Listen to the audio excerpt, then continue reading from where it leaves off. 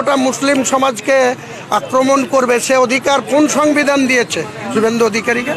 জাতিকে আক্রমণ করবে আমি বলবো না, আমার কাছে আগে দল না, আগে আমার জাতি। আপনি লিখে দেন, আমি ওসব পরোয়া করি না। আমার জাতিকে অ্যাটাক করবে আর আমি শুভেন্দুকে ছেড়ে দেবো? কোনো মতেই ছাড়বো না, প্রত্যাহার করতে হবে। নাহলে মুর্শিদাবাদে যেতে দিন, দেখাবো মুর্শিদাবাদে হুমায়ুন কবির স্পটে না থেকেও শুভেন্দু অধিকারীর কি অবস্থা করবো। ব্যর্থতার কথা আমি বলবো না। পুলিশ নাকা তেল দিয়ে ঘুমাচ্ছে, দেখছে না যে গোটা মুসলিম সমাজকে এইখানে দাঁড়িয়ে অ্যাটাক করছে সে? তাহলে প্রশাসন কেন তার বিরুদ্ধে ব্যবস্থা নিচ্ছে না? তাহলে আমার জাতির স্বার্থ আমাকেই রক্ষা করতে হবে, আমার নিরাপত্তা আমাকেই রক্ষা দেখতে হবে। ওনাদের এখানে ডাক্তারদের জন্য প্রেস ওদের বিরুদ্ধে বলার জন্য বহরমপুর থানায় আমার বিরুদ্ধে এফআইআর হয়েছে।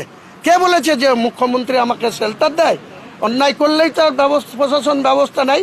আজকে কেন প্রশাসন শুভেন্দু অধিকারীর বিরুদ্ধে একটা জাতিগত অ্যাটাক করছে, আমাকে কেন আমার জাতির জন্য এত চিৎকার করতে হবে? কেন এখানে ল অ্যান্ড অর্ডার প্রবলেম করছে, একটা গোটা মুসলিম জাতিকে অ্যাটাক করছে, তার বিরুদ্ধে কেন পুলিশ প্রশাসন সমুটো